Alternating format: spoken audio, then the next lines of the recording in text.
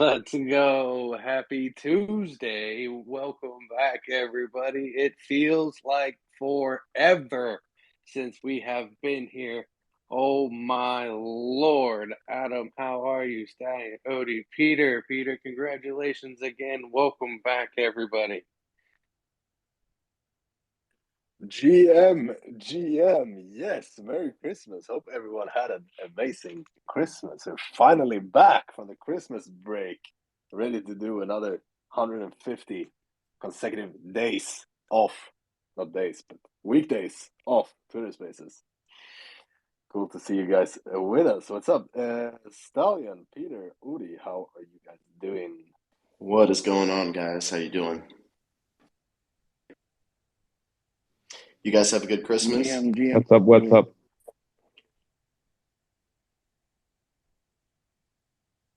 Had a very good Christmas. Feeling fat and ready to do crypto again, dude.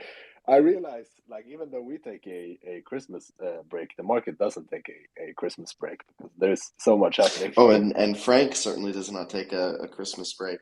He wanted to make sure that all of you Solana maxis had a very special Christmas this time around, one that you'll be remembering for quite a while. No, I think he was trying to go undercover because, like, when everyone was just busy eating foods and stuff, like, that's when he decided to announce it. So I think he was trying to do it, like, behind the scenes or something. He came out and he said it was because everyone was at home and he thought that everyone would be bored at the time. Yeah, he definitely spiced it up, for sure. It's a fact. That was a fact. He brought entertainment to the Solana, Ethereum, and Polygon, and I mean, I would just say the whole NFT ecosystem on Christmas Day to get everyone riled up to have families ask, what's wrong with you? Oh, stupid NFTs, brr. Could you imagine? Like think when all of us got that news, where were you sitting?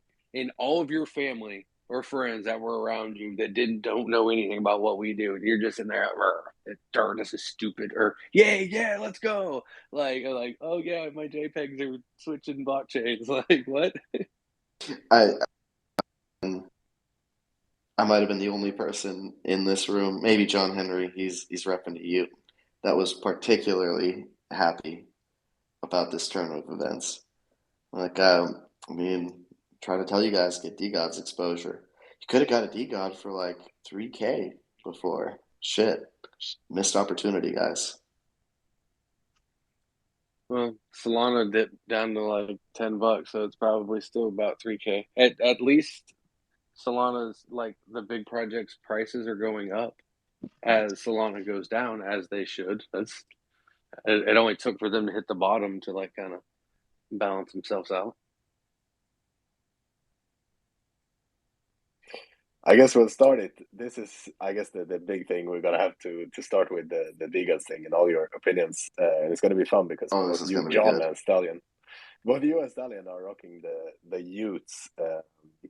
But other than that, I guess the Santa rally is on. We've been seeing, I guess it's some kind of speculation on who's gonna take the first place and just some greed in especially Solana, but a little bit of a rally in the NFTs. We have like ABCs, OK rares, a lot of projects pumping, and some ETH projects as well. Even though the token is slowly trending to zero. So I'm let's gonna start make it. I'm gonna make a prediction actually. I'm seeing OK bears with incredible volume.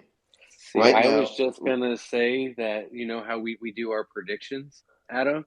I think we should do when's the transition happening? Next month, 2 months, 3 months? Like, I who, I think it's gonna be March, probably April if you want to be realistic. Like they're not gonna be 90, greedy. 90 days was so I guess that's March, yeah.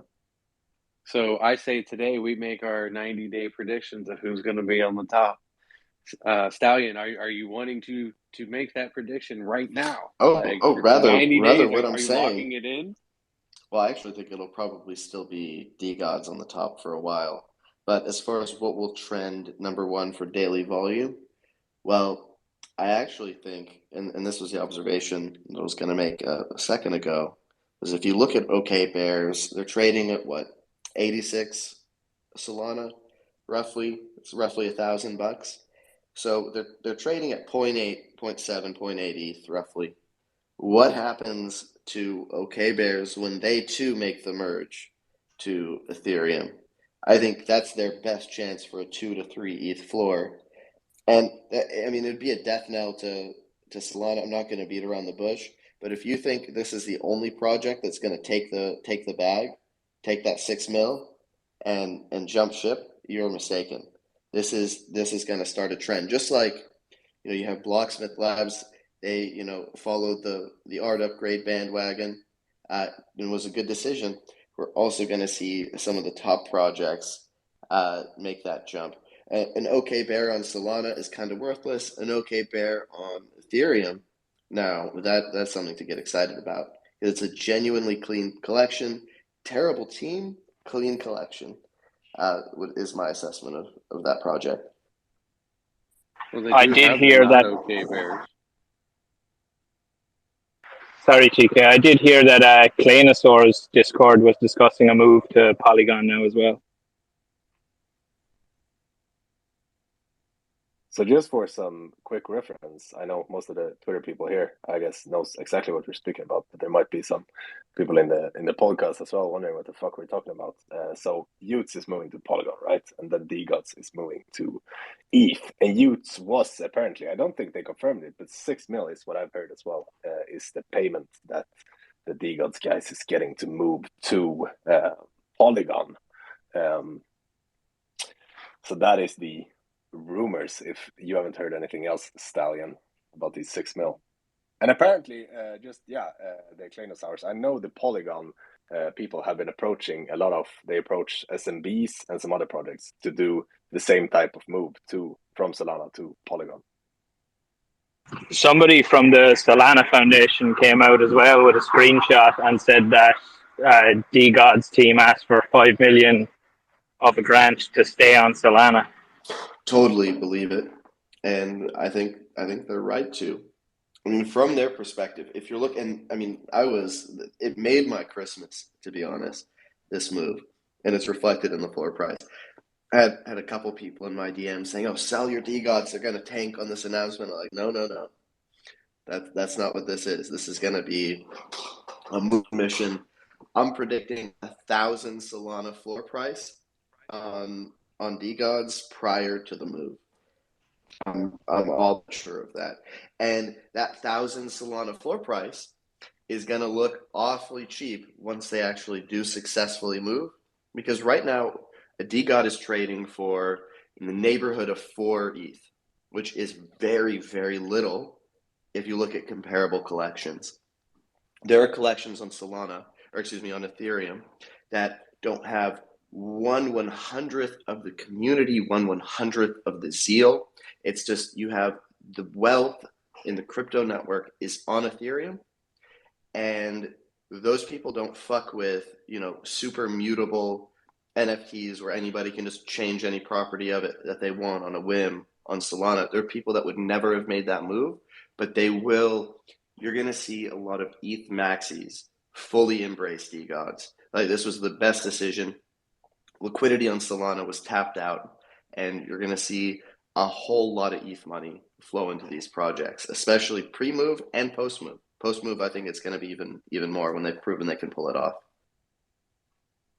So what do you think about y00ts going to Polygon, though? Do you think it's going to be as successful as what you think DeGods will be on Ethereum? I mean, they're both on layer 0. It's the other thing that, I mean, ZK Shark had a couple good threads about this as well. They're basically both moving to ETH. If you have a layer 0 NFT, layer 0 is an EVM protocol that essentially allows the easy shuttling of assets, whether it's ERC 721s being NFTs typically, or being ERC20 tokens. Those were the very effective bridging and shuttling of these tokens across networks in a very seamless way. So they're going to have this layer 0 integration from the start. So even though it's officially on paper, it says, and by the way, I talked to Frank about this briefly on a space. and asked him about this, and he all but confirmed this. I think in order for them to take the Polygon money, they're going to have to keep saying, "Oh, Polygon, Polygon, Polygon." I think the reality is, I have a feeling that both collections will be tradable on the ETH side in some capacity. Maybe not immediately. Maybe they will try to say like, "Hey, just list this stuff on the Polygon side." But I do think you're going to see similar price appreciation. We saw, I guess, the best test case for the Polygon network lately was actually the Trump NFT trading cards.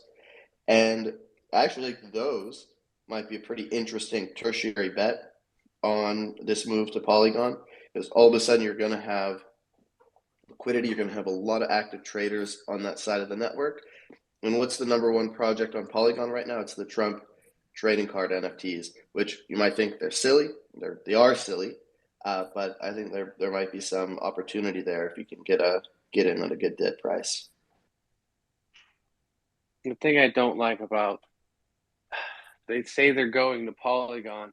How many of those Trump NFTs? Tell me the Polygon price of those, not the ETH price. This is, I have no idea. I don't know. I feel a lot of smoke and mirrors. It's Polygon, ETH. I don't know. There's, in my opinion, the best layer two.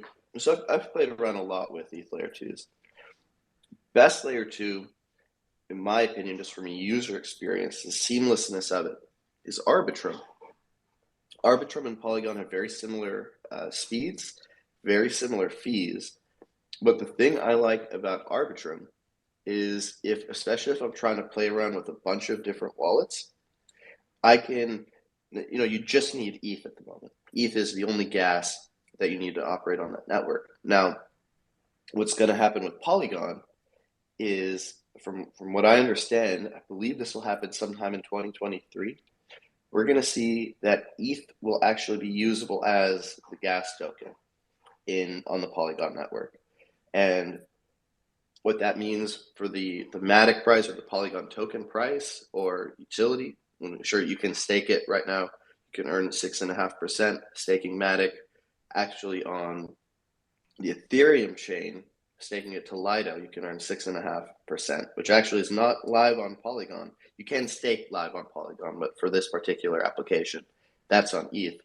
I think we're going to see the staking, but I think we're going to see just a move towards the layer twos just fully embracing Ethereum, so they have that seamless use, and you won't have to bridge Matic over. One of the more difficult things about buying the Trump trading cards, if you think especially for a first-time NFT buyer, it's already a big complication to ask somebody to set up a MetaMask.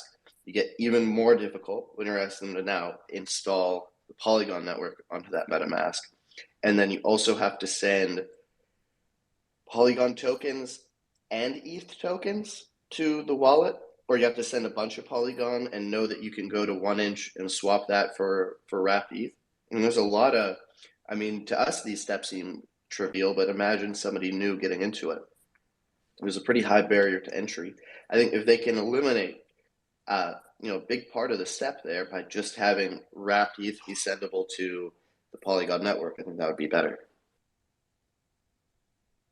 Well, if I may add also, Stallion, to that is when you buy the NFT, my experience on Polygon, you wait anywhere between 5-10. I've waited even 15 minutes for that NFT to even pop up on your wallet. So we're spoiled by, Sol, Hedera, even Cardano, where you buy and within, seconds, you have your NFT in your wallet. And for our DGen brothers and sisters that like to flip, they like that NFT to be there so they could flip it within seconds. When you got to sit down and wait for your NFT to hit your wallet 5, 10, 15 to 20 minutes, it could cause an issue. It's going to be a shock to many. Just to correct that, sorry to interrupt. That is not a norm on Polygon. I've interacted with Polygon a lot. In fact, I've launched a collection on Polygon as well. You don't have to wait. That is not a norm.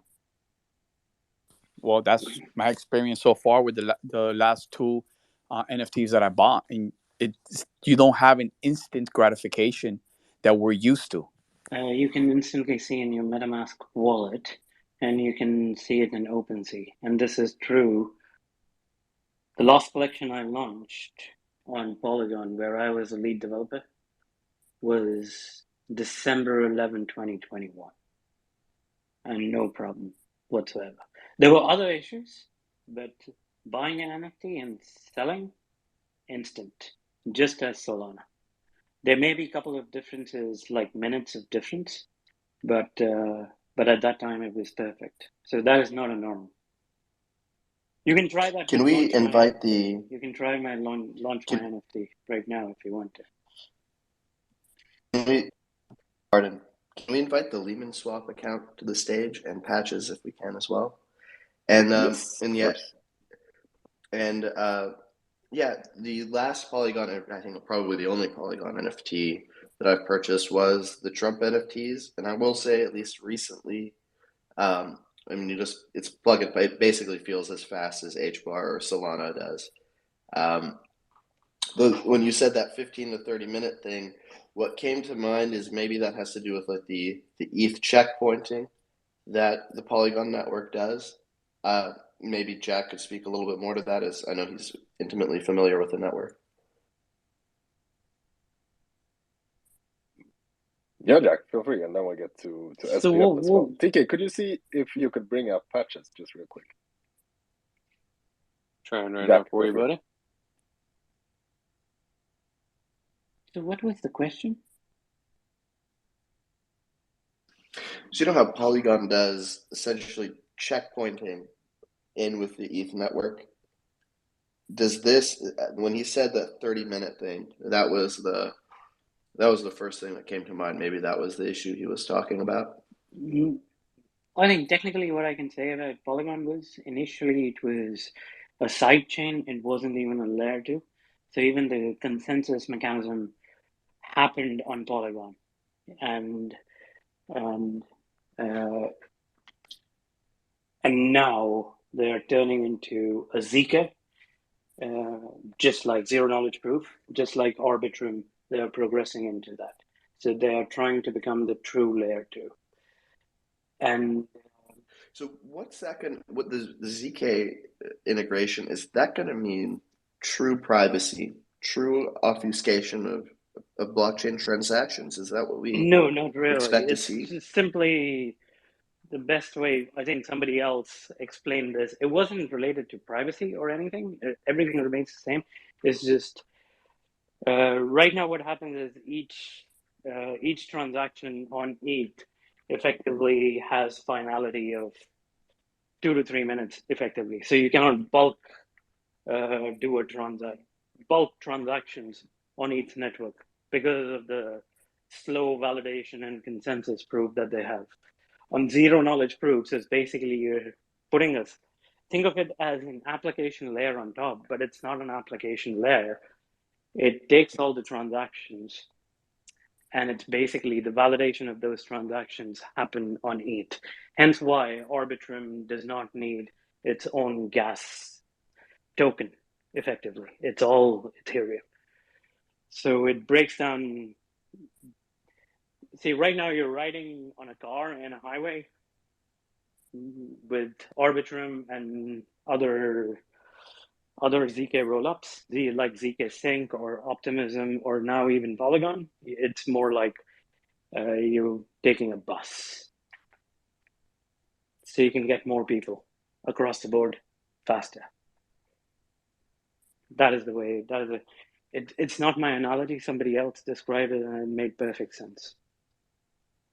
So it's nothing to do with privacy, but all to do with speed of transactions. Thank you, Jack.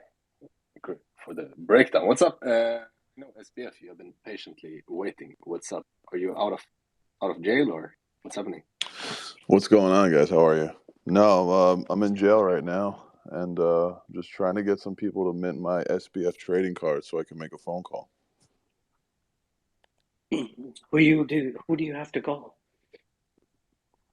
I got to call Caroline to move some funds from Alameda, and then I got to call my parents so to give me some of my vegan meals that they're not giving me here. I wouldn't call Caroline if I were you. She snitched on you. Oh, most deaf, bro. No, I know. I wanted to touch on when you guys were talking about with the Trump trading cards earlier and how that has been taken over the Polygon network.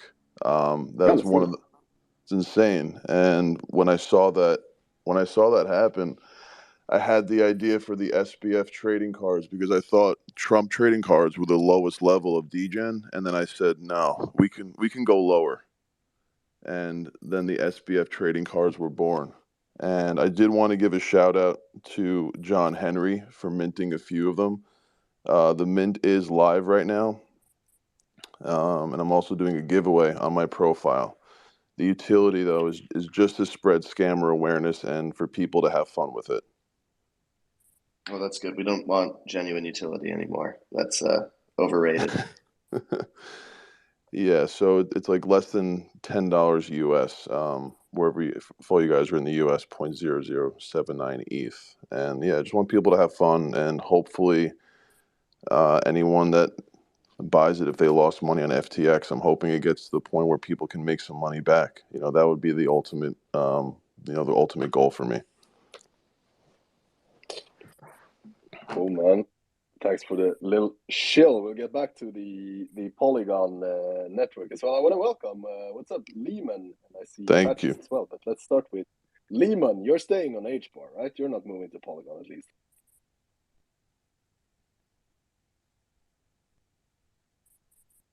Whoa. I'm getting scared here. Silence, cool. Maybe He's the gone. Sorry, guys. Shit. I'm trying to charge my phone right now. I'm running out of battery, but yeah, we're staying on Hedera. You're not going to take that 5 mil? Polygon came by with 5 mil. You're not going to take it? I've been a Hedera maxi since day one, baby. So Gangster's Paradise will take the check. By the way, Polygon, if you're listening, I support that message, Stallion. I'm waiting for that call. It's coming. What about you, Patches? Are you staying? Or are you going to take it as well? I mean, I'm not a maxi, so the tools that we're building in HGraphIO and TurtleMoon are cross-chain. So we're already thinking cross-chain network, and love to see more chains have more viability and usage. So it's always great just seeing more usage and more adoption. As weird as the Trump NFT thing was, you have to credit the onboarding mechanisms if you just completely remove politics on the changing of how it's marketed, with like NFTs not really being centric in real life utility, whether you want it or not, and just marketing into 68-year-old plus people who have credit cards instead of understanding crypto. So I think we're just in an interesting fucking bear market, and there's some inklings of what might be the method and path to mass adoption when it comes to not needing full crypto literacy to engage in the NFT market. And another thing I will say about the Trump NFT was how well executed that whole thing was. For all of the things that could have gone wrong, stolen stock images aside, credit card though, right? integration. Oh, that's funny. They can always change that after the fact. It actually, that makes them more desirable, I think. I would prefer to have a stolen stock image NFT art, especially if you know that it was a former president's project. That seems pretty bullish. I'd certainly mint that. But I mean, the amount of people that were onboarded that day it's ludicrous. I think it's definitely going to start some sort of trend. And go ahead, Patrick. I was just gonna say, like, how much of that traffic do you think is real traffic, though? Like a number of how many real unique wallets were onboarded that way? I'd say like maybe like 4,000 people. Right now there are from the credit card thing, perhaps. Right now there are roughly just a hair over 15,000 unique holders. And I think that most of them, which is, by the way, almost record-setting. I think that's a wild number. But I think most of the people that bought are probably NFT degens, realistically, because there wasn't like a lot of notice.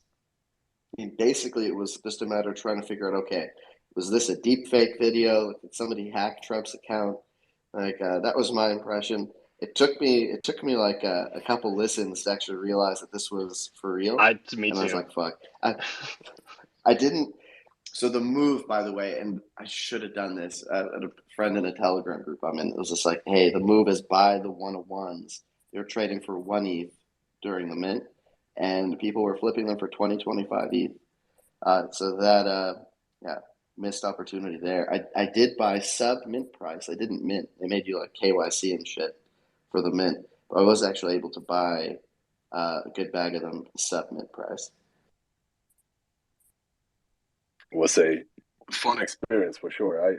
I was also like, my first thought was this is definitely a scam, some type of deepfake. But Stallion, you actually predicted it, so good job on that. Let's get to Catalysmo.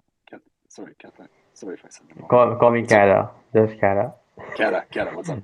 Yeah, Polygon has been onboarding a lot of people. Have you heard about the Reddit NFTs? That was also on Polygon, and I think that like got a lot of users, like new people flipping. They didn't buying, I don't know, some avatars for like 10 ETH or more, 10, 12 ETH. Like that was crazy. So yeah, Polygon has been seeing some crazy numbers. So I'm not a, I won't call myself a maxi. So I just follow where the money goes. So yeah, Polygon is cool. Polygon definitely on a move, and cool to see like you, because at this point I don't think we could say that Polygon has the same type of, especially like community. None to speak of. Yeah, and that's what I'm like. They have 10,000 ambassadors on Solana for this Y00ts project right now. Or all those people just gonna go to Polygon and start hanging out in poly spaces? I don't know. I think with this launch pad, the other thing that's not talked about as much is the Y00ts launch pad on Polygon. Basically, these Y00ts points that we're farming for, we're going to be able to use to mint projects and whatnot. I think Polygon will take the number 2 spot in the NFT world. I do think that they will dethrone Solana. I know it's probably an unpopular take here. It's just a honest opinion. I think that we're going to see dozens of top quality projects come to the Polygon ecosystem, and it's going to be an overnight thing. I think the Trump NFTs proved that people are willing to come to the network and trade in stupid high volume. It's really easy for people from ETH to move over, much easier than it is to bridge to Solana. That's a hassle. Almost not even worth doing. Better to send to a centralized exchange. So I think we're going to see a revolution on Polygon, and I think the NFT landscape changed this Christmas in a way that we weren't anticipating. But I think the whole space is gonna look night and day difference. And this was about the best move that the Polygon people could have made. You see, the founders did a space with Frank yesterday. Both the founders rocking Y00ts NFTs as their PFPs now. They didn't have any community to speak of. Polygon as a token. It's a great technology, terrible community, terrible marketing. And I think that's about to change. That's it. Moving to Polygon. Let's see. But definitely it could be a interesting place to look. I want to get to you as well. Groovy, what's up? Have you been approached by Polygon yet? Hey, yeah. So, we actually, like Don was saying, we saw this basically this gap on Polygon, right? And so we actually approached the Polygon team about a couple months ago, and we wanted to kind of ease in to doing something there. And what that looked like is our strategy was essentially we wanted to drop traits that were inspired by their IP, by the Polygon IP on Solana. From that, we eventually wanted to do a smaller collection, think like 200 to 300 supply on Polygon, and then we eventually we wanted to. We're still currently in discussions to potentially doing Gen 2 there. Part of the whole narrative and tie it into the story of Just Ape is, we have these portals as a means to kind of, traverse different chains, traverse different worlds, traverse different timelines. And that'll essentially be the theme of, Gen 2, right? And Gen 2 won't be another paid mint, right? We want to give this to holders for free. So we're essentially adding a deflationary mechanism to Gen 1 as a means to unlock Gen 2, right? And there's only a limited supply through the entire burn mechanism. You'll end up at about 7.5k supply across 3 distinct collections, with Genesis 1 staying at about 2.5k. But I really want to hit on what Don was saying just a second ago is I wouldn't say there's a lack of community on Polygon. There's just no incentive for people to actively be there and support that chain, right? And that's kind of the intention with Frank deciding to go to y00ts or take y00ts to Polygon, is there's a gap there waiting to be filled. And it's the same reason why we were also looking at Polygon as an alternative, not bridging our collection, but essentially going multi-chain, right? With our whole approach on being more Web 2 centric, a lot of the ideas that we're kind of dropping here on Solana, all this rewards based loyalty program and whatnot, it wasn't really hitting, right? So it makes sense for us, as a business, to kind of go explore somewhere else where we can kind of throw out these ideas that are more geared towards Web 2 non crypto natives. And when you look at, I don't care. You hear so many people like, oh, well, Polygon only gave Nike money, blah, blah, blah. It doesn't matter what they got to be on that chain. They're still there. And that's the same for all the big brands that are currently on Polygon, right? Nike, Adidas, whoever you want to call out, they're still on that chain. And in order to work closer with these brands, or at least remove some of the friction to working closer with these brands, you have to approach them or be closer to them, right? And if that means being on Polygon, well, it's a no-brainer. Like it doesn't matter. You can't just harbor these maxi centric thoughts, because that's not going to push the ecosystem forward. That's not going to push blockchain technology forward. At the end of the day, it doesn't matter which chain it's on, as long as the underlying tech is being used. That's what, at least in my opinion, more people should focus on, as opposed to just having this this kind of team view on things, and kind of harboring this tribalism of only this one chain can survive, because it's not necessarily true, right? Similar to how there's multiples of stores of people selling the same products. It's the same with kind of blockchain technology. As long as you're utilizing technology in a meaningful way that appeals to, at least in my opinion, non-crypto natives, you're going to help onboard more people and increase the overall size of the ecosystem, as opposed to just worrying about specific chains. So how official is that 200 going to be on Polygon, and what do we have to do to get a Just Ape on Polygon? Before we go anywhere else, like how official, and tell me more. Yeah. So again, we're still currently discussing specifics, but the way it will work is, I did mention that we'll be dropping some Polygon inspired traits on Solana. Everyone who takes a part of that trait drop will essentially be whitelisted for the drop on Polygon. And then, we're still currently in discussions with how we'll tie this into Gen 2, whether we'll be actually launching Gen 2 on Polygon. But, right now, from a top level view for us, we're leaning towards that as making sense for us. And at the end of the day, we ultimately want to deliver more value for holders, right? So if expanding to another chain and expanding the community makes more sense in terms of pushing the business forward and also delivering holder value simultaneously, it's something we're going to do without a doubt, without question. Is Polygon, did they give you a check? I can say that they have a grant program. That's about all I can say. Yeah. There we go. Fuck yeah. Just Ape is coming to Polygon, and they are sniping all of the best Solana communities one by one. Love it. Do you have a timeline on that, Groovy? Like, yeah, like the 90 days, like Frank said, before he gets delayed 7 times? Yeah, I mean, we'll be dropping our we're doing the Solana trade drop within the next couple weeks, and then the Polygon drop. It's a bit complicated with this shorter or this smaller collection.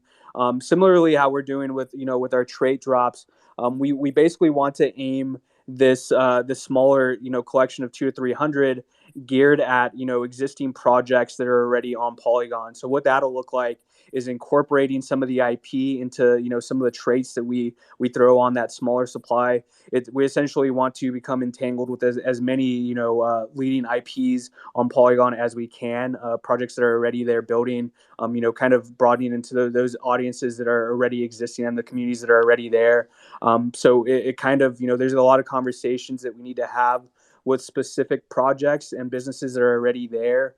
But I'd say Q1 is definitely when we aim to launch. I wanted to hit it by January, but realistically, it's not feasible. So maybe February or the month after, but we're trying to get it out ASAP. Just because we also want to, like I mentioned, move towards Gen 2 and figure out how exactly, we'll tie in that story from what we're doing on Solana to Polygon. We've said it before. We're not going to take Genesis, just Ape Genesis, away from Solana. That'll always exist on Solana in some capacity. But in terms of expanding and going multi-chain, it just seems to make more sense there. So it sounds like you're kind of ahead of DeGods and what Frank and them are doing. That you're going to have this hopefully out in a couple of weeks, but sounds because he said like tentatively 90 days ish before. Yeah, but I want to kind of iterate. What Frank is doing is completely different than what we're doing, right? Like, I mean, he's bridging the Y00ts collection over, which is we're not really doing that. We want to make sure we're only a business because of the support we've received on Solana, right?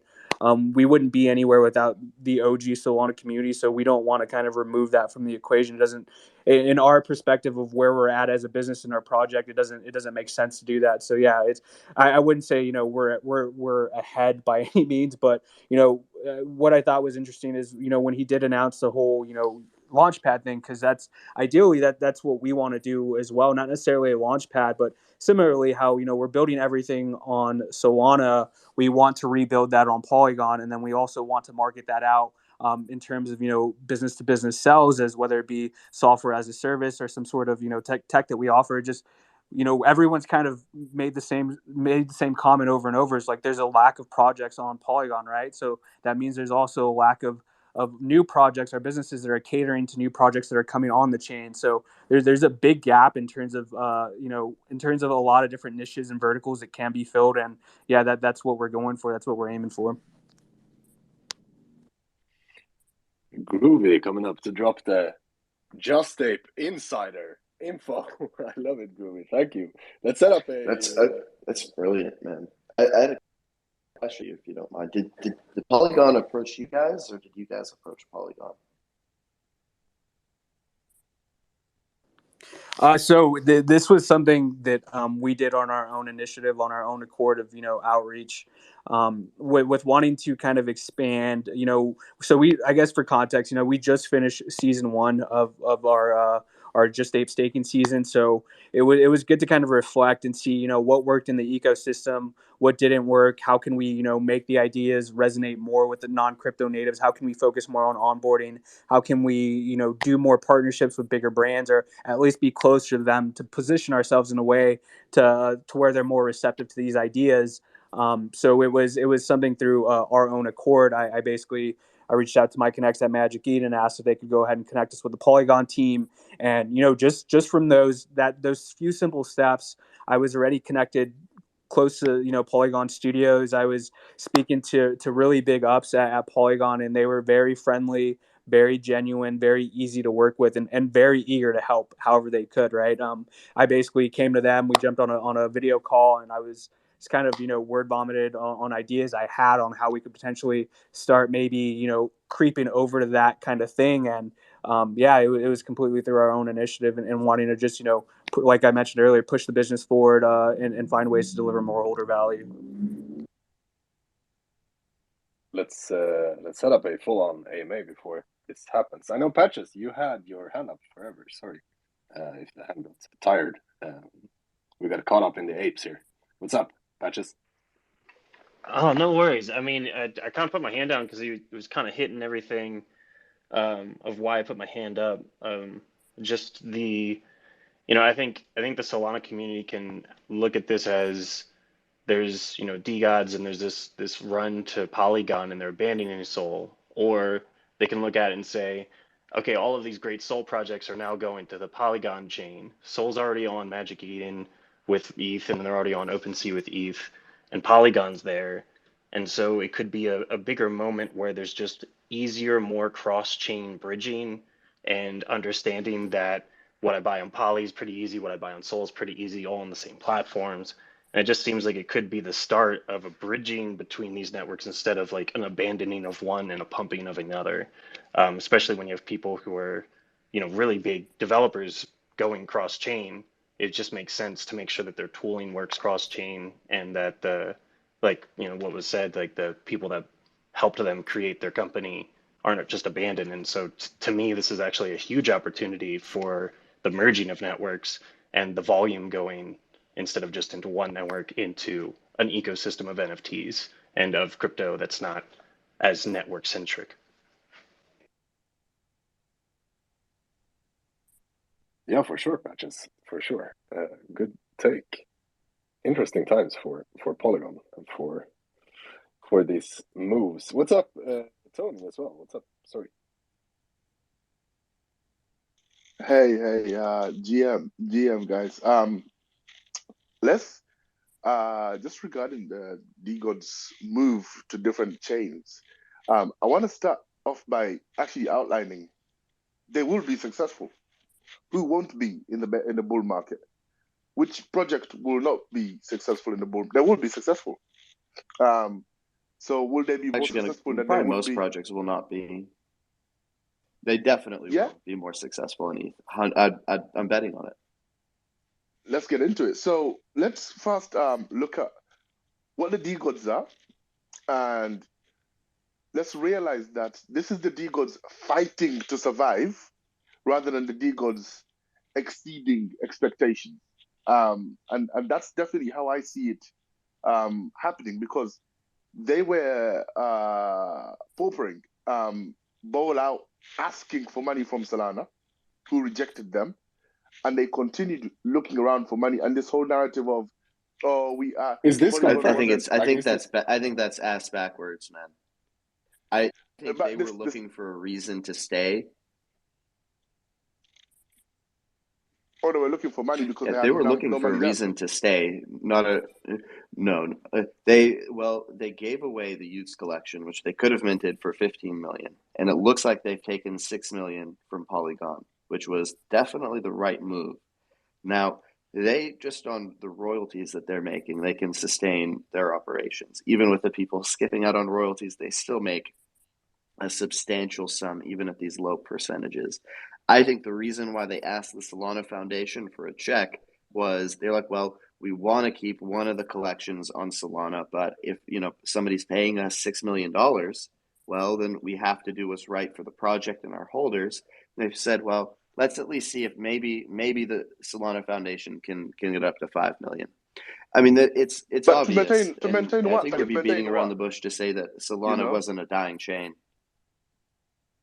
I mean, they recognize Solana is a dying chain at this point. It was being propped up by FTX, and now it's on its way out. It's unfortunate, but I mean that's the reality.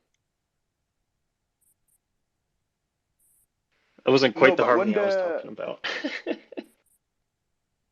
But when you say the DeGods went to Solana and asked for 5 million, I know what Solana asked them for. What?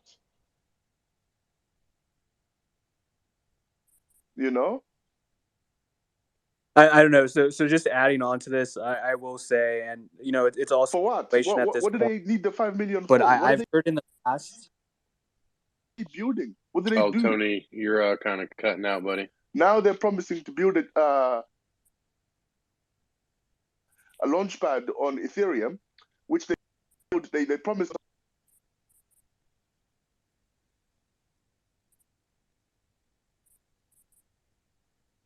Cutting out, Tony. Bet groovy. Continue. Oh no, so something I was going to add, and this is, it's pure speculation at this point, but something I have heard in the past, especially as attending more of these like hacker house events and going to more of these these real world activations, is there potentially has been projects in the past that have received grants. So as one of the leading projects in the space, if you catch wind of that and you kind of ask for that mutual support and you don't get it, then I see it more as like incentive to leave, right? Especially when you've done kind of like DeGods, Y00ts. Frank has done an amazing job of onboarding more Ethereum players to the ecosystem. It's without a doubt, without a question, right? So if I personally think, if you're contributing to growing the ecosystem, especially a specific chain, in pretty big numbers, then I feel like if you ask for a grant and it's worth the value that you brought to the ecosystem, I kind of think it should be a no-brainer, right? Especially if you look at what other chains are doing to attract crowds or attract communities to their specific chains. It's at the end of the day, it's a marketing expense, right? And it seems like it's worth it, as opposed to being like, no, we're not gonna feed into this. It's not what we do. And if you say that and you've done something that counteracts that, or that goes against what you're saying now in the past, and it doesn't really seem fair, and it doesn't seem like an ideal way to kind of cater to a project that has done brought a lot of value to your chain in general. But yeah, it's again my take and speculation again. I kind of agree with Tony on this one. I mean, if they were building something tangible, I could see the money being necessary. But I guess it would matter in what order the money was asked. Like, did they ask for the $5 million first, not get it, and then go somewhere else, or was the $6 million offered, then they went back? I think it was that, man. I'm very confident that it was. They were given an offer, and then they wanted to find a way to justify. To me, even the Solana. numbers kind of suggest something, and kind of like I personally feel like it was the $5 million was asked for first, because I heard that rumor a long time ago about him, literally trying to, I use the word strong arm, for the $5 million. And then it's interesting that, the next offer is one more. That just seems like something that, Ryan would just like, well, I'll offer you one more, then I'll give you six. And we don't know that $6 million number is confirmed. This is just the word on the street. The 5 is confirmed. The 6 is from a reliable source. And then when we also look at like the language they're using, bridging, that's not true either. They're not bridging the collection. They're burning and then minting it on Ethereum. Yeah. So there's a lot of or locking up. They're not burning the collection necessarily. They're locking up the collection, so it would technically be recoverable, but it is a one-way, effectively a burn. Yeah. And Frank's got a lot of consideration from Magic Eden and Solana, anyways. I mean, they basically let him know about the royalty thing way before. He got to front run those tubes. I mean, that's the whole reason there was such a gap between tubes and Y00ts releases. He just wanted to get that revenue from the sales and all the flips. I mean, how many weeks did he have of flipping before the royalty thing kicked in? I mean, that's. I mean, if you look at the reality of the situation, though, Solana has had their biggest source of funding completely taken offline.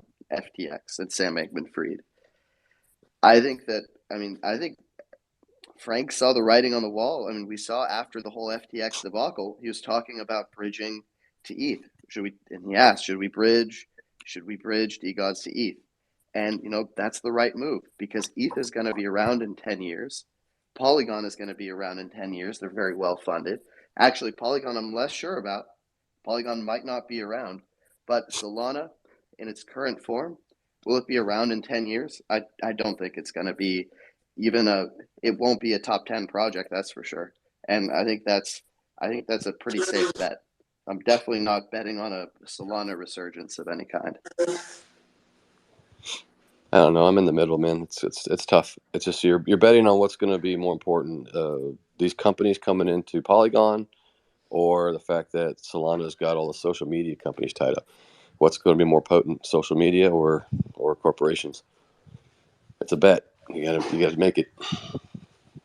I think just to stay more on the, I really need you to understand. I think this was more the need of money rather than they just felt like this was a better opportunity, because the minute this came out, the conversation was always focused about, and I'm talking about the DeGods team, they were always focused about the money that they're gonna get from this, and it was beaten out of them. They tried to keep it and the ramps, and then people were like, no, we're not buying this. You didn't go to Polygon because it was a good chain.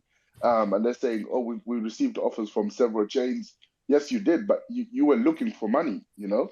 And who's to say that the relationship that the DeGods had with Almedia and FTX, who's to say that their funds were not locked up in FTX and that they have no funds left?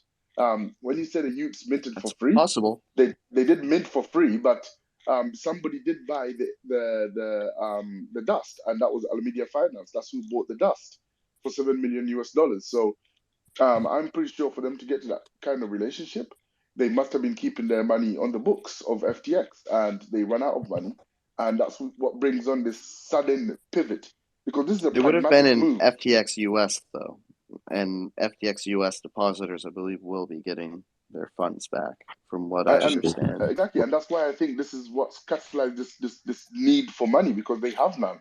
They have no money left, and this aggressive nature that they took on with the royalties and making them enforceable, all of that screams to me that this is a collection that had no money, that was losing relevance, and had to do something quickly to move on, because all he says is people keep dunking on me and blah blah blah, and that's why I'm moving. It seems that this ecosystem was getting too competitive for the DeGods. I honestly can't tell you if the DeGods remained on Solana, that there would have been a top 10 project, a top 2 project in the bull run.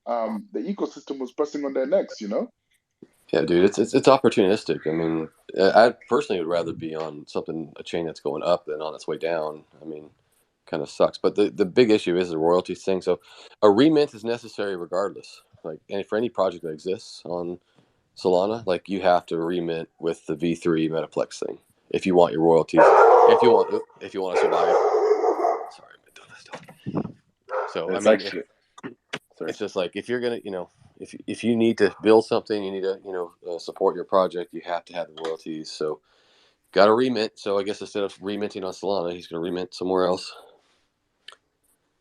kind of touching back on the first you said, Tony. We know that FTX was a investor in the Dust Labs as well. So that's actually it's interesting take. Let's get to Jack. What's up, Jack? What's up, people? What's up?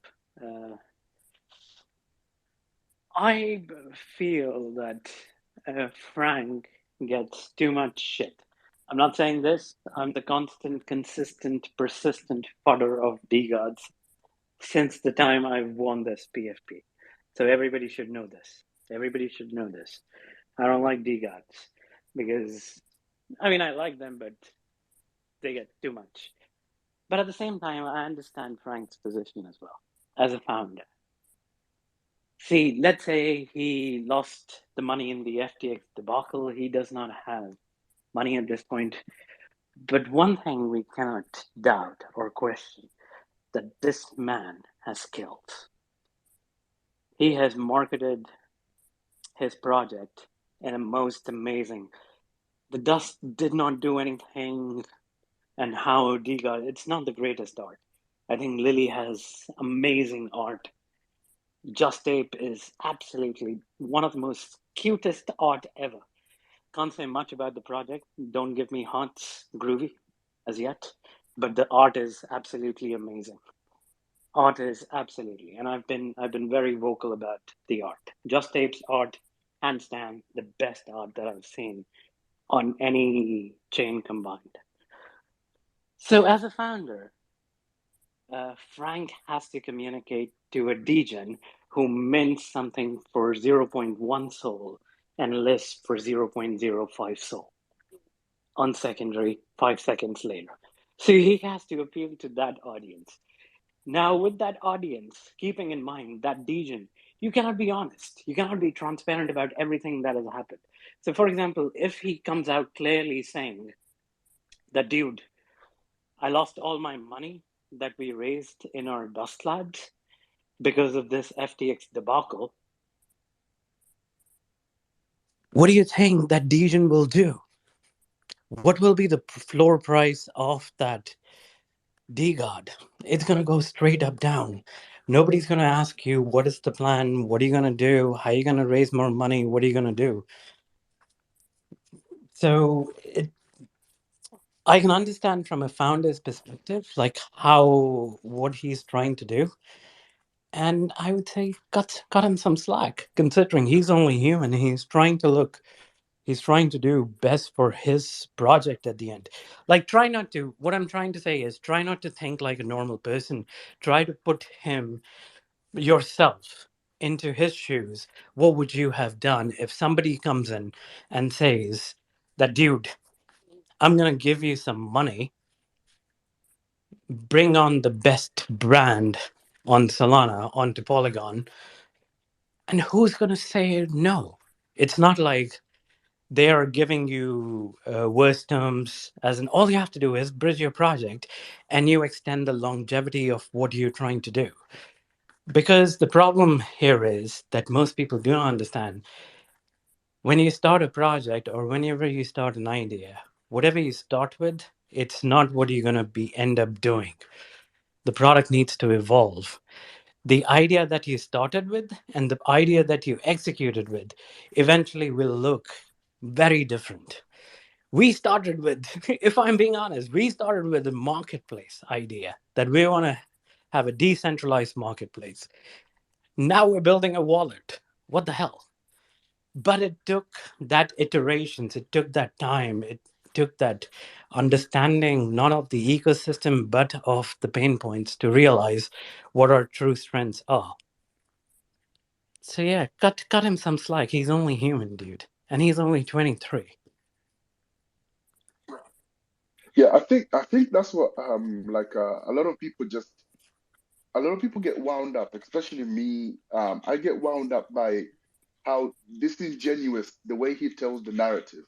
He creates the narrative and with hindsight paints it as if it's something he's always wanted to do. And I think that's what irritates a lot of people, especially me. It's disingenuous how It he is, because he has paints to it deal out with to a be like, degen oh, who minted something for 0.05 Sol, and now he's listing it for 0.01. How do you justify that?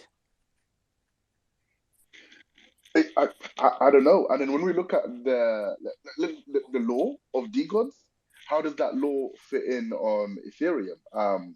How do they come in? Are they going to be immutable on Ethereum? That's another big conversation over there that a lot of people won't feel comfortable with I don't mutable think tokens. so. So I don't think so. Nobody cared about what Bored Ape's contract looked like, although their provenance hash cache, if you look at, it was absolutely phenomenal. But nobody asked those questions when Bored Apes were minting, Tony. I think these are abstracted conversations at this point. What DeGods is, effectively, if I look at it, it's a membership, a club membership to it's a status symbol. Instead of buying a Rolex, you buy a DeGod. That's all I see. I don't consider that. Don't get me wrong. Like, look at my PFP. Honestly, I'm a biggest supporter of DeGods, so it may look I'm biased, but I'm not. I think a huge part, and this is something Frank had discussed, a huge part of Frank's thinking was that he wants the DeGods collection to flip the Basie collection. And right now, that looks like, in Sol to ETH equivalent value, that looks like 10,000 Sol. So the floor of DeGods would have to do 20x from the current price, and there is no chance that any project on Solana is ever going to see a 10,000 Sol floor price, even if Sol drops to $3, which it may. I don't think so. I can never be sure of that. I cannot be sure of anything. Stallion, Maybe who knows? Who knows? But there is, the reason I'm saying this is DeGods is basically the most expensive 10,000 collection, highest market cap collection on Solana. The market cap of DeGods is very low when you compare it to the top Ethereum projects. So if you're looking for a place where the DeGods will have room to grow, like, could we see in the medium term a 20 floor price on the DeGods? I think so. And in the more long term, could we see a 70 ETH floor price on the DeGods, which is, roughly the floor price of a Bored Ape? I think we will. I think DeGods is a much better community than Basie. I think that Yuga is fucked. I think they're gonna have a run for their money with young kids that are willing to outwork them in a serious way. I think that yeah. Sorry, Stalin, I cut you off there. Oh, no worries. Go ahead. So what I'm gonna say is yes, of course. Say, for example, everybody wants to get into a project where you have the most opportunity to making it big, right? It's the same thing. Patches, do you want to say something before you go, or are you going? Is that a sign for going? Oh yeah, I was just gonna dip out. I gotta go to a meeting, but it's been great chatting with all you guys. Always a pleasure, Patches. Great to see you. So I will make only one point. Then I think Groovy wanted to speak, or John Henry wanted to speak. I would say only one point, and that is, yes, I do see there's a lot of DeGods can essentially cross 10 ETH, 20 ETH floor. The only reason why I'm saying is because he's a good marketer, right? He's a very good marketer. I don't think Yuga is fucked. Those guys got $500 million in their bank account. They can pull in, if they're in crisis by any means, they can pull in half of the world together and inflate their collection, and instantly they can do a whole lot of stuff. That's what I'm saying. Somebody who's got $500 million in their bank account as a liquidity, like, what can they not do? No idea is unreachable. They're about to have to use that half bill to fight off the SEC, who's been gunning for them as of late. I think SEC aside alone, like how much the lawyer's going to take. Let's say lawyer's going to take 200 million. They've still got 300 million. Nothing is off limits for them. Any idea is not extravagant or not unreachable. They can create an events company. Better, they can create Fire Festival come to life and do it in a much more successful way. Happy days. Here's an idea. So no idea is extravagant. I don't think Yuga is fucked, but I see your point. Why they could go to 78 is because for an individual who saw Bored Ape go from 2 ETH to 110 with its all-time high, that person is thinking, this is my ticket because I missed. And that is the reason why I see there is a possibility of going 28 or 38. And one thing you have to say, I think nobody can deny, this project has nothing. It's got okay, above average art, 7 or 8. But you have to give it to Frank. If he had a good team behind him, he could have done wonders. But you have to give it to Frank. He's a great marketer. Irrespective of how much ever he lies or not transparent, he knows how to change the narrative, and he knows how to play this game better than any. I would say better than most. I know he gets accused of flip-flopping and changing roadmaps and stuff like that. And the reality is, I would rather have a founder that you trust to change the roadmap rather than a roadmap that you're married to. And I feel comfortable holding my DeGods for as long as it takes to cash out for $100,000 a piece, which may well happen. We'll talk about your exit price later. I would like to know your exit price on ETH. But I think that if you put your trust in Frank, and yes, like sure, the Solana ecosystem, people are gonna be bitter, especially the non-holders. But I think the sentiment in the DeGods community, even amongst those that are have been loyal Solana maximalists since the dawn of Solana NFTs, a lot of those people, I think they too realize that this was the right move for the growth of the project, both from a community perspective and from a floor price perspective.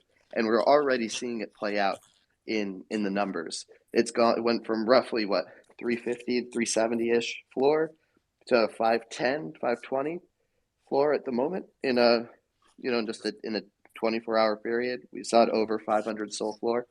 Still maintain we're going to see 1,000 soul floor prior to the migration. So I think this is, even at these prices, DeGods probably a strong buy. If they drop any further, probably even how do you know even he's stronger not buy. I know he's not washing with that $6 million he just got. That's okay. That's okay. No, Yeah. he's not. No. He's bigger than that. Because too many eyes are on him, so he cannot do that. Anyways, sorry, we've taken too much of time. Do we want to go to John Henry? He's been waiting for a long time. Yes, let's get to John. What's up, John? Can you guys hear me loud and clear? Yes. Awesome. So my question is for the group, and this is specifically towards founders in here. What would you have done differently than Frank? Not the decision. Let's say you made the decision to take the Polygon money and you're going over there. My question is, what would you have done differently to not get as much backlash? That's what I want to know. Well, is the backlash the issue though? Like, I mean, I think he made, and this is speaking as a founder that was going to launch something on Solana, and then we identified correctly that Solana was a dying ecosystem, and we moved. We're successful on Hedera. We're really, really happy about that decision, and we'll continue to do everything I can to support that network. Although I will always play in Solana, will always play in ETH, always play in HBAR. I do think that Solana as a network is definitely on the downstroke. You've got developers jumping off. There's like a DeGods developer club group that I'm in on Discord, and all of them, every single one of the Rust developers in there is either learning Solidity or teaching somebody else in their Solidity. Like, they're all learning to develop on EVMs now. And what you take 100 developers just in that group, say maybe more, that were every one of them Rust developer. Now they're all building on EVMs or learning how to. I think that's very, very bearish for Solana. So going back to the question, would you perhaps wrote a super long thread on the why, so your holders will go, okay, now I understand why, or hey, let me hop on Spaces and just take 5 to 3 hours and then call it a day? Like, what would you have done differently? You mean just rug them on Christmas? Maybe wait for the day after Christmas. It's probably the right move. Okay, that's a really good one. Anyone else? Yes, he has always been. I know, like, when I think of Frank, I don't think of a guy that's like pushing the Solana ecosystem, even though he has done a good job doing that. Like, this guy have always been very vocal about there is one thing that is his number one priority, and that is the holders and giving, I guess, value in terms of floor price and price action on these DeGods, right? So how is it? It's inevitable that he's going to get a lot of shit for moving blockchains because Solana did a lot for him. But he has always stuck to his promise, and that is take care of the holders, which is what he's doing right now. You're rugging a bit, Adam. He should have been more honest. If he just said we're going for the money, I'm sure a lot of people would have been on board for it. See, I don't think it would have made a difference. He was always going to piss somebody off. At the end of the day, it doesn't make a difference why he's moving. And, somebody is going to be upset. The Solana maxis are going to be upset. But they'll probably keep their mouth shut once they make their money back. So as long as he delivers, it doesn't matter. That's probably what his mindset is, hey, it doesn't make a difference what I tell people right now, as long as I deliver at the end of the day. So that's probably what he's focusing on. It does suck to do work and cater for people that are just looking for an exit. So I feel for him on that end. Well, I mean, look at the people. The people that are mad are not the holders as well. Like, that's the important thing. Like, most of the people that are upset by this, even in this audience, are the Solana fans here. They're not DeGod holders. Every DeGod holder I've talked to, more or less, there are some that have mixed feelings about it, but they all realize that their bags are about to get pumped and get pumped in a massive way that wouldn't have happened on Solana, or at least in the same time period. And I'm happy about that. And again, like, if you're mad about it, maybe the right move is sell everything else and buy a DeGod before they merge. Yeah, we must be following different people, bro. I'll tell you for free now. I'm gonna buy a DeGod, but I guarantee you it's not gonna be for 500 Solana. I'm gonna buy a DeGod for 260, maybe even 220, because these MFs ain't gonna deliver nothing in Q1. That shit's gonna drag on, and they can't remain relevant on Solana. They can't keep people excited on Solana when they have they they have no like use case on Solana. They've not built anything useful apart from they've built a community, but none of that costs money. And we're going around in this circle of, oh my God, they've revolutionized Solana, they've done this. You know what they say? Once one leader steps down, somebody else comes up and people say the same exact, oh my God, this guy's amazing, this guy's amazing. It's simply because they did things right, and I give it to them. The marketing was great. The youth's marketing was absolutely fantastic. Like that made everything relevant.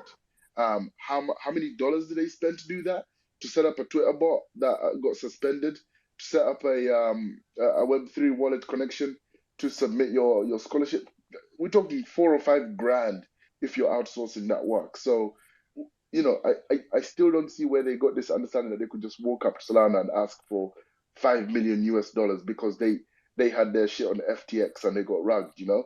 So like I think it's gonna be slow. It's gonna take a long time for them to deploy this, not only on one chain but on 2 chains. And I think we're gonna see that hype and that sentiment start to quickly slow down. And the worst case scenario is they get caught in the middle of maybe a Q1 little rally of prices, and they're stuck in this transition phase because what people don't like most is unpredictability, and unpredictability is very different from I'd say when you want to invest, you want to know where you're going so you can make accurate calculations. But if you're in the middle of a mint plus burn um, token mechanic, where Kevin DeGods is saying that it will be voluntary, it's not mandatory. So nobody even knows what the collection is going to look like. They're going to have some utes on Solana, they're going to have some utes on Polygon because it's not mandatory to burn your tokens. So everything just seems haywire right now. Like it doesn't seem thought through. It doesn't seem fully 100% there. And I wouldn't doubt it. Maybe not for the Polygon move. I wouldn't doubt it for the DeGods move that they might even rescind what they said already. You know.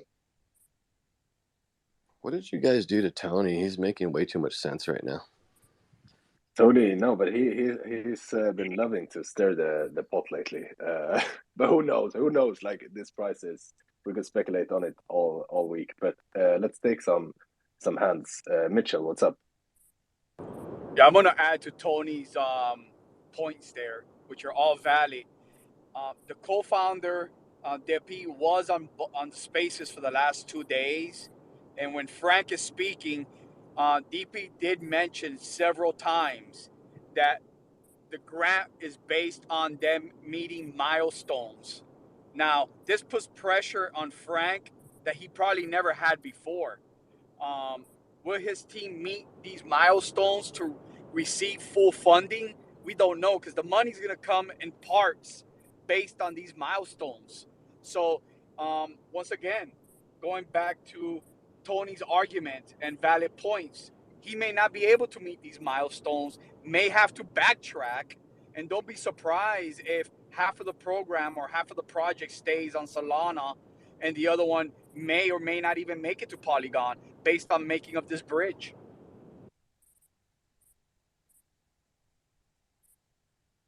I know one guy that doesn't like us or you guys saying that the pro price is going to go down is the Doobie Club. What's up, man? What's up, fam?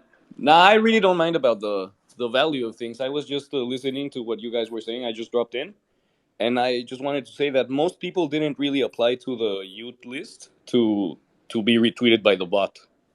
I mean, that's not really the value that it added to the community. Most people applied to youths because they saw DeGods go from 3 Solana to 600 Solana, and they saw that that was a good investment. So that's what they were trying to do. Then I don't think Frank actually went to any chain and asked for money. I think they just announced that they wanted to change chains because Solana was just too small for them now. It's like trying to keep a shark in a little fish bowl. It will never grow. And then different chains offered them different amounts of money. I think Solana offered about 5 million. I think Polygon 6 million, etc. But it wasn't Frank coming up and saying, "Hey, we need money to do anything." It was just them saying, "We want to switch blockchains," and then blockchains coming up and offering money for them to switch Well, to their then blockchain. somebody's lying then, because again, the owner of Solana said that they verified that Frank asked for the money. So someone's lying there. Yeah, I think that's true. Again, I could be wrong about this. I think the situation was they put out the message, "Oh, we want to move to ETH," and they had the sharks circle the pond, and they said, "Oh, look at this. We've got somebody that wants to leave. Let's offer them a huge bag to bring at least one of their collections to the network." And then let's say if you're given, let's say if you're negotiating for a raise at a job, say, and you have a job offer and it's going to pay you 120, and you're getting paid 90 at the job, you go to your boss and you say, "Hey, if you want to keep me, it's going to cost you, it's going to cost you 110. I love this job, want to stay at this job, but these other guys are offering me 120. It's leverage. So they would want to go into that meeting with that leverage of having, say, secured a Polygon grant, and they figured, okay, we want to stay in the Solana ecosystem, but it's going to cost you a pretty penny. And likewise, I would like to see Solana give sizable grants to some of the top projects, and definitely DeGods was number one by a long shot. You can't give me a number two that's anywhere close to as good. Tell me one thing the OK Bears team that have done well, other than get their art right. It is beautiful artwork, but are the founders in spaces like well, I mean, yeah, they have amazing artwork, but it's art project, and it's not to shit on the project, although I will say that the founders are not as good as Frank. And I look around, and also when you look at utility NFTs, say, the only NFT I've seen with real utility on Solana Network is Famous Fox Federation. Maybe there's a couple more, but there's not Locksmith. Wait, I mean, there's not like isn't the there's a couple. DeGods just Yeah, an art project as well? I don't know what they've built. Yeah, it People is. keep talking about them. I would say it's an art project. I would say it's an art project. Sure, there's utility, but I mean the utility, I think, for all of this stuff, staking, all of it's kind of gimmicky. I mean, sure, you get a token, sure, you're getting points, and sure, you'll be able to use those points to mint up and coming projects on the Polygon network. That's going to be all well and good, but I'm not holding the DeGod for the dust or for the points or for the Ute points or anything like that. I think you're holding it for community. That's the question I haven't heard Going anybody to ETH answer. and Polygon, Ask I think it's bullish, man. Because all three.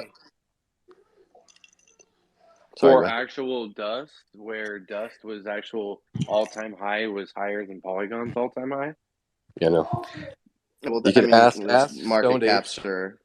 market caps and prices. It's apples and oranges there with the market cap thing.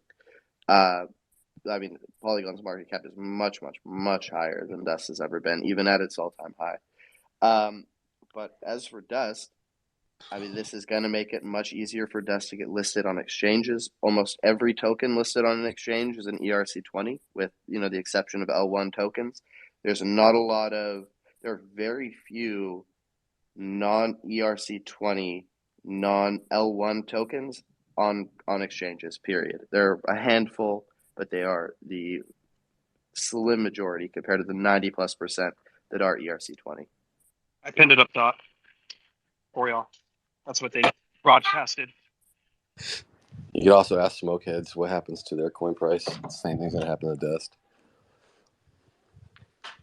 Without outside revenue going into the LP, if you're going to do an LP, it's just not, you can't do it. They'd be better off just migrating to something like a KuCoin if they could, which I think would be an easy sell for them. No, then you knock out all these American investors. I mean, we can't KYC again, not legally. I mean, I'm just saying that knocks out a lot of people that are following the rules. Cool. Adam, do we have anything else apart from DeGods, Polygon, ETH, And I had a big list of like news we were going to discuss. But we ended yeah, up doing one. let's move on. No, we are one gonna thing I we wanted to are gonna ask, move on. Yes, go first. one thing I wanted to ask Lehman Swap about was I hear you guys have a mint coming up, and is there anything special about this mint? Glad you asked. There's actually a few things I wanted to talk about. I was hoping to get to it at some point during this conversation, but you guys were really excited about DeGods, so I didn't want to interrupt. So round 6, we're going to do a creamies theme. I don't know if you guys have been paying attention at all. I know there's a lot of Solana and now Polygon people in here, but for those people that have been paying attention in the Hedera community, there's an NFT project called Creamies or Cream Lands, and we'll be doing a round themed from their project. So the straw that we will be giving out to participants will be a cream themed straw. I can pin that actually, just so you guys get a little view of it. It's pretty cute, if I do say so myself. And we're also changing up this round's dynamic a little bit. So we have a list of 10 different rewards, or I guess 10 different places that involve or that include rewards, and all participants will essentially be competing for those prizes. So the users that buy the highest number or earn the highest number of juice by purchasing pre-sale NFTs in round 6 will earn the highest prizes. So we're doing a little competition spin on this round. So we're hoping that that's a little fun. But there's a lot of cool stuff up for grabs. There's a lot of cream, which is the Creamies token. There's 5 plots of land up for grabs, including a platinum, which I think their floor price is like, what, 30,000? Let me see.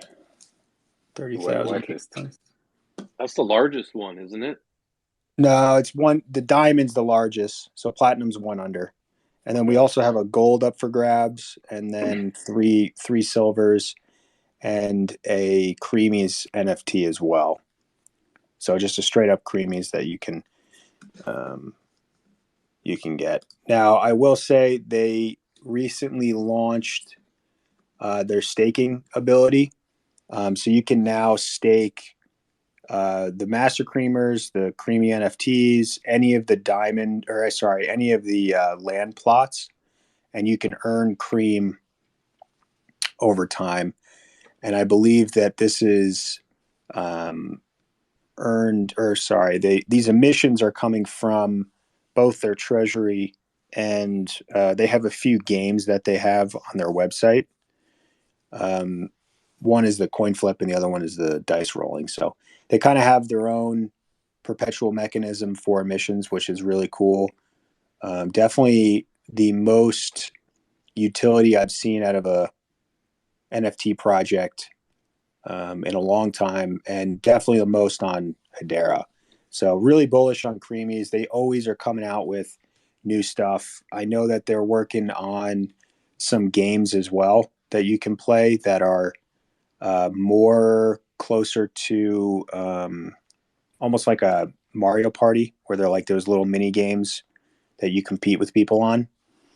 So that's going to be really cool to be able to play against each other and earn crypto. So, and I think you'll be able to use juice on it. If they haven't agreed to that, I guess they're going to have to agree to it now. Love the creamies. Let's invite them on Friday. We got to speak more to the creamy guys. Yeah, definitely. Lehman, real quick before we go to John, is there like so this is a pre-sale, right? How do people get the whitelist? That's what we're wondering. These are all public, so no whitelists for these rounds. So it's just opens up at 4 p.m. UTC, and then we run it typically for 48 hours. Cool. Thanks, man. What's up, John? Question for Lehman, real quickly. What is a master creamer? I've never heard those two words put together before. So they have these partner projects where they created like these, super creamies. They're all one of ones basically, where they're super special and rare, and then they earn. If you stake them, they earn more cream. So they're like the cream of the crop, so to speak. What's up, Mitchell? Hey, John Henry, to answer your question, you needed 5 creamies to burn for a master creamer, and it's a 1-in-1. That's basically what it is. So it's 5 creamies you burn. You get the master creamer, and the master creamers are 101. Usually their value is a lot more than obviously the 5 combined right now. So that's basically what it is. Do I get free coffee with that? You could ask for Just cream. Noted. Yeah, they did it as a deflationary mechanism, so that was really, really cool. I mean, honestly, they're the only team I see out there that is constantly coming up with new utility. Like every time I talk to them, they have something else that they're building and working on, and they are very helpful in the Hedera community. They're always propping other projects up. I mean, just look at their Creamlands page. It's all partnerships. And some of these partnerships, it's just relationships. They didn't really do much for creamies, but they just garnered this ecosystem where they're trying to build up, the community that they have. So I really like what they're doing. Plus, I love the guys that founded the project and work on it. So we'll always speak positive of Creamlands and Creamies. Thank you. I am going to be looking forward to try to snipe one. What's up, Mitchell? Well, if you're participating in our pre-sale, you're probably going to have to get more than one, since it's going to be a little bit of a competition. So definitely, if you haven't participated in the other ones, you should probably drop into our Discord and take a look around, ask some questions, just so you understand, one, what you're getting into, and two, how to best take advantage of it.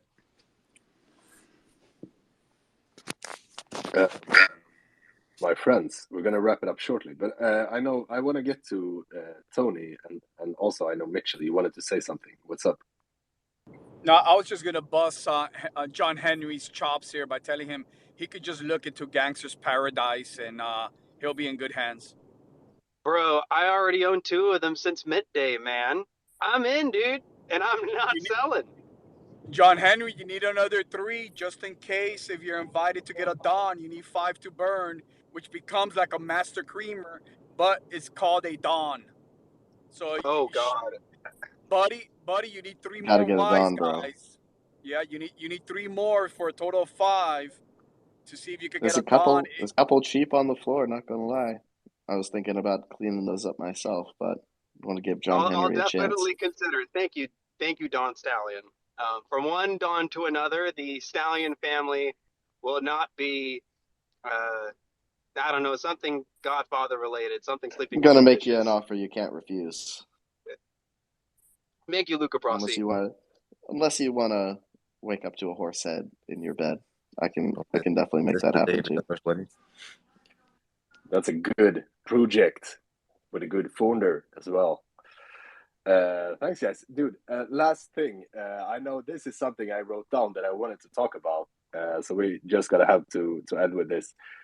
I know a lot of people woke up with a weird token called Bunku, something in their wallet, and we have a guy. Did they airdrop DeGods holders?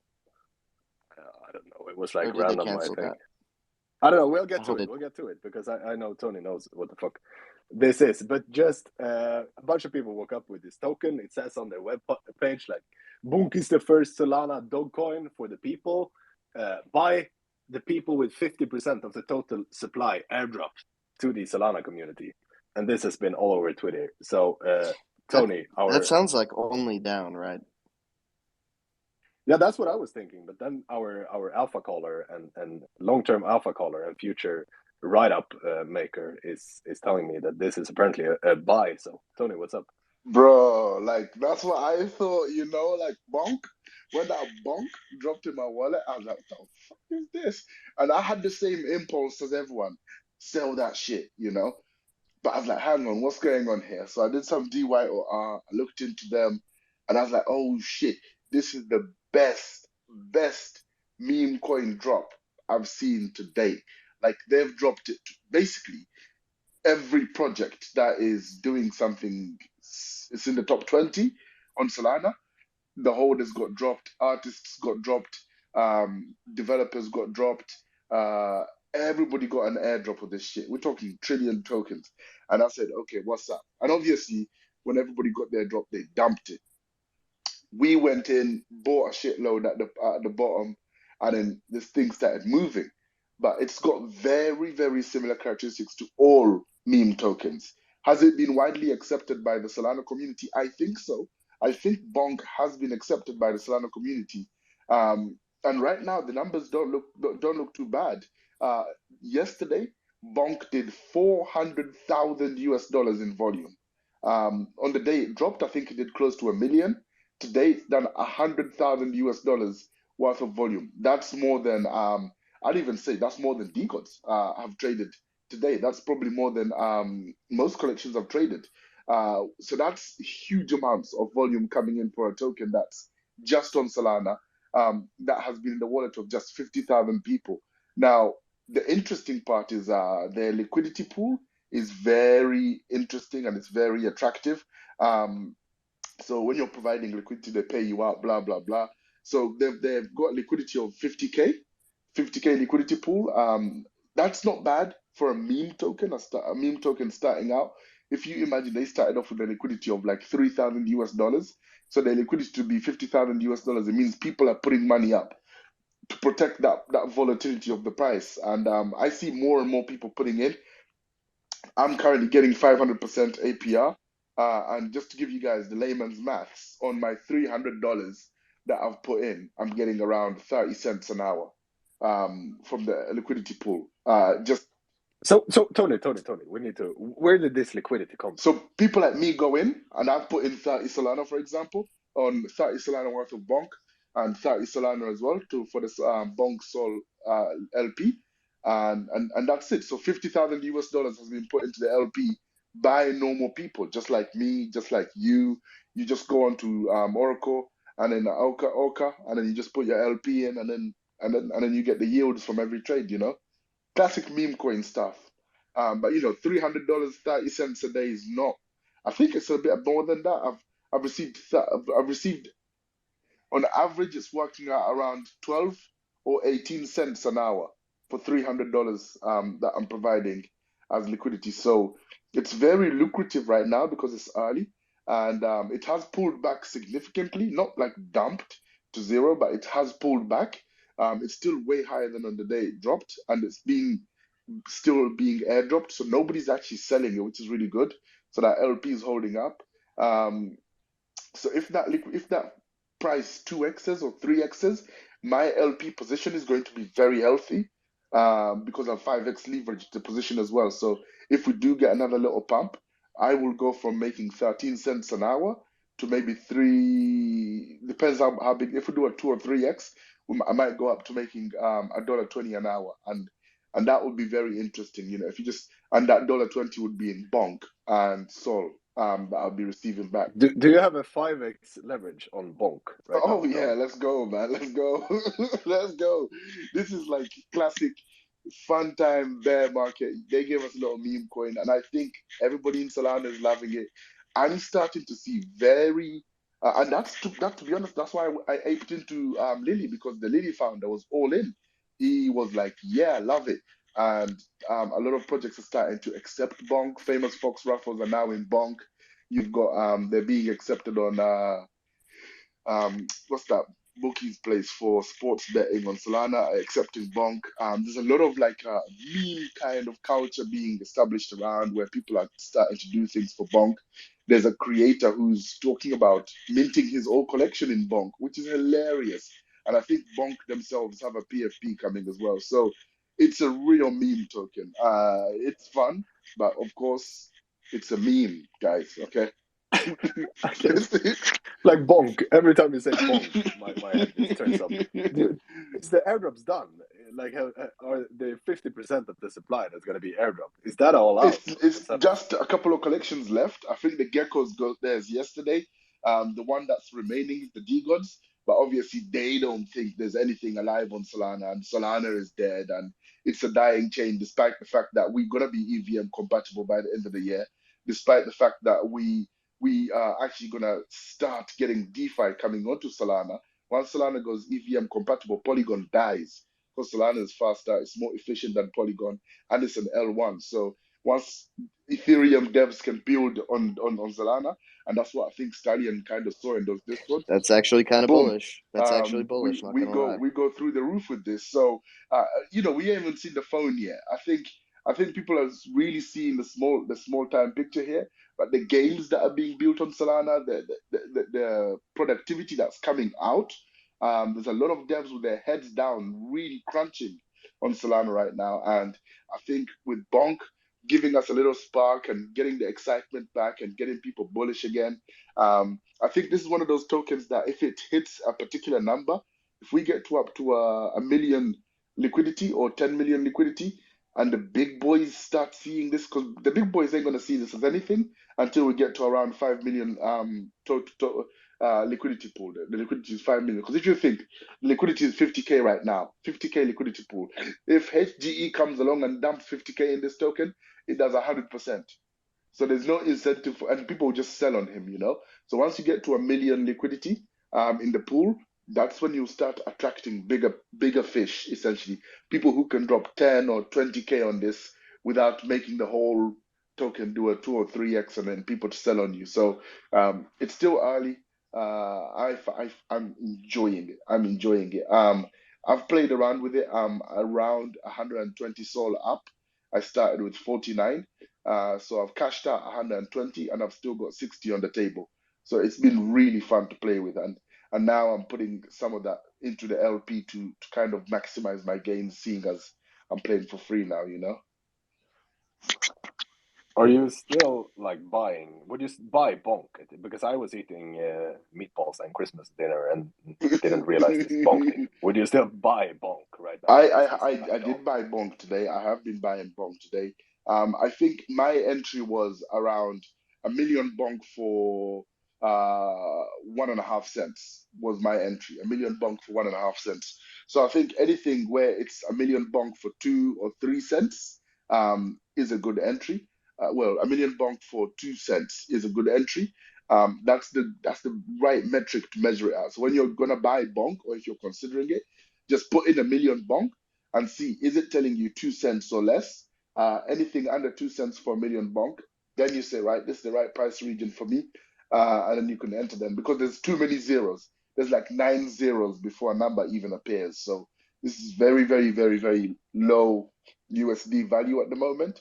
So that's why I say that the best measure to say is a million Bonk worth 2 cents or less or more. So anytime it gets under 2 cents, I'm buying Bonk. Okay. Thank you so much, Tony, for the Bonk. Who started it? Where did it come from? Yeah, it's the founder. I think I'm trying to find out who the founder is, but I will give you SBF. I'll give you who I think is behind this. I think it's Hydra. That's my indication. That's what a lot of things are pointing back to, this being Hydra or something to do with Hydra. But I've seen that they are very interested in Bonk and they are talking about it quite a lot. And Hydra is trying to come back to life. For those of you who know who they are, so they're trying to come back to life. So yeah, I wouldn't be surprised that the founder of the current owner of the Reptilian Renegades is talking about doing a mint in Bonk, and he's connected to Hydra. So um, definitely classic meme. Nobody knows who created it. There's some clues here and there, but I absolutely love it, and I can't wait to see Solana itself start really accepting Bonk as a thing, because then I think that's when it's going to get the green flag for the more cautious investors to jump on. But it's just a really fun thing at the moment. Dude, I feel like we're gonna have so many weird bonk, donk, shonk tokens being airdrops in our wallets here in the coming weeks. Any others, I'm just flooring them. This one, whoever does it fast does it best, especially with meme tokens. Like the second or third ones might do well. Like Shiba will never do what Dodge did. And flipping, what's the other one that came after that? Kiba and all the other ones just kind of fizzled. But hey, this is really fun. This is really fun. I really didn't expect to see some kind of meme culture come to Solana. It always felt too rigid, but I'm starting to see that there's some. Because we say, oh, they were degens. Well, you guys ain't degens. Solana, there's no degens on Solana. Ain't nobody in here about to put $1,000 in a freshly minted contract. That's the shit we did over on Binance and ETH. Like, so the degen levels on Solana ain't even there yet. Like, I'm talking about. Did you get the airdrop of Bonk Oh token? yeah, I got $500 Because million. I I did. got $500 million airdrop. Me too. Uh,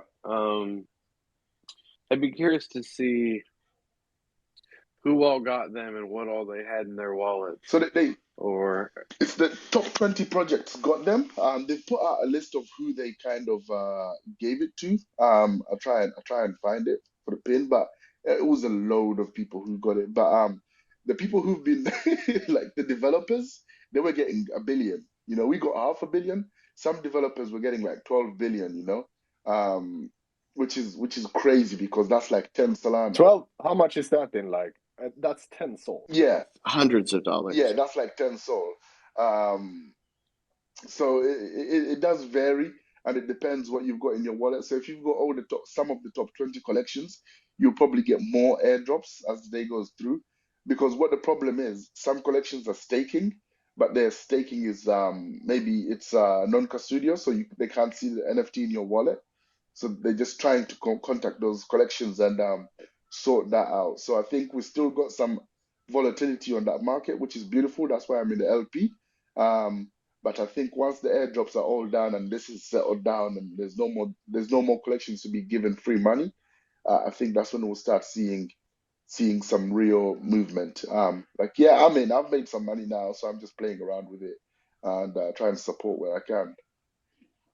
Still sounds super fishy, but a really fun thing, and I guess the marketing is This shit is real brain. I pinned a big thread. This is like a 20 or 30 piece thread on Bonk by Candice, whatever.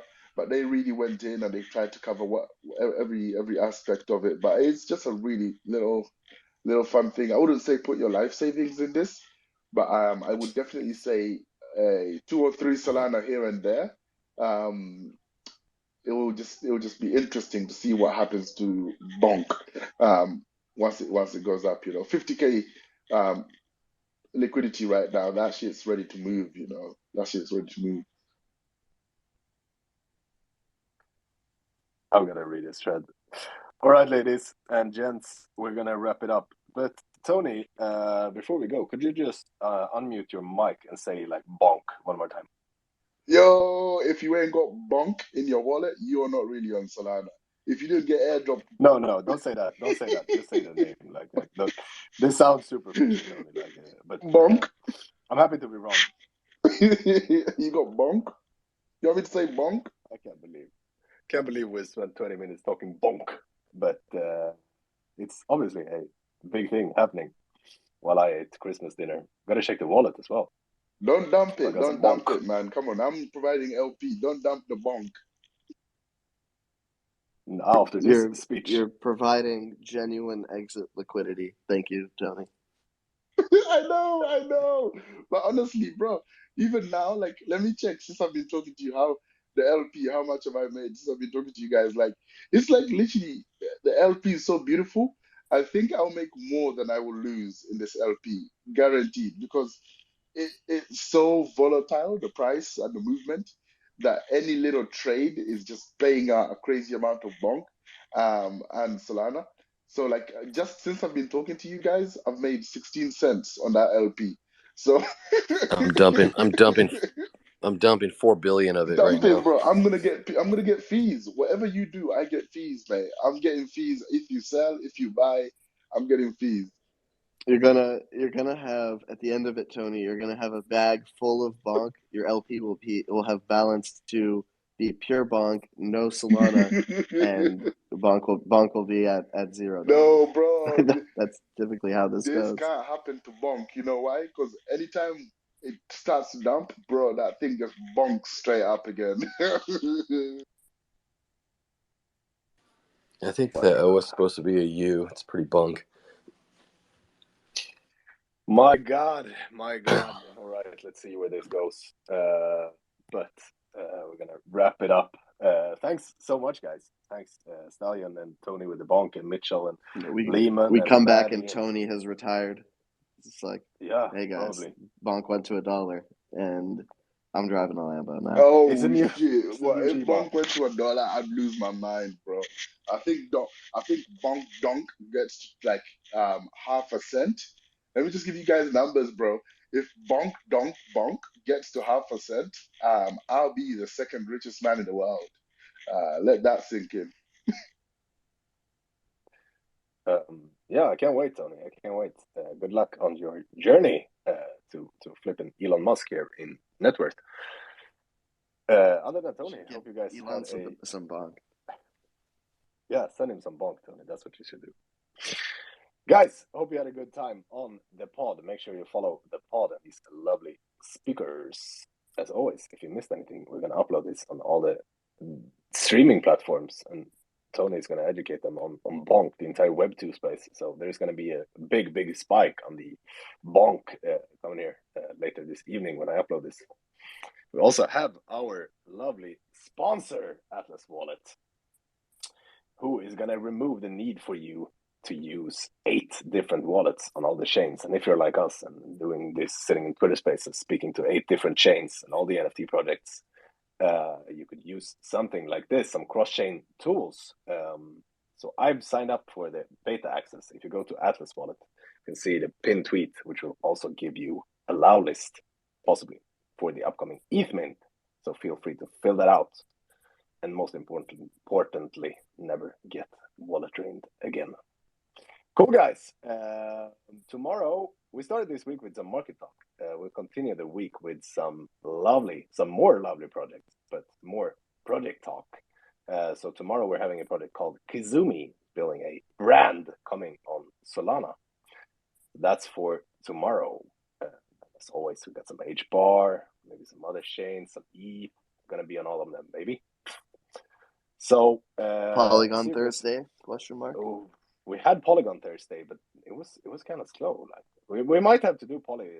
It's a good time to do some Poly. Invite some Poly projects. That's a good idea, Stallion. Let's do it. Cool, guys.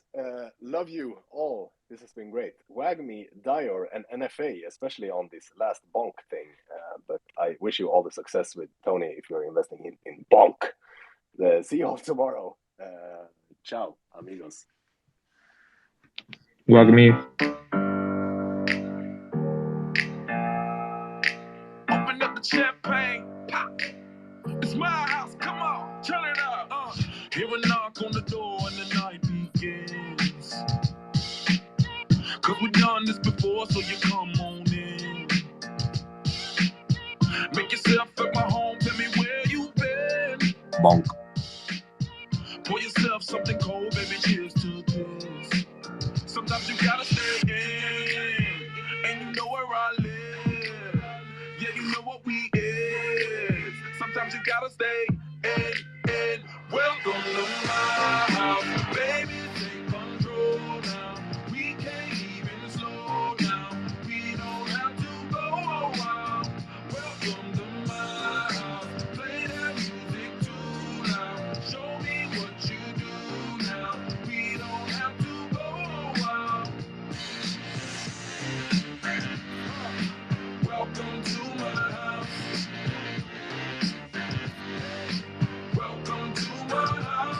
See you guys. Feels good to be back. Let's go. See you tomorrow.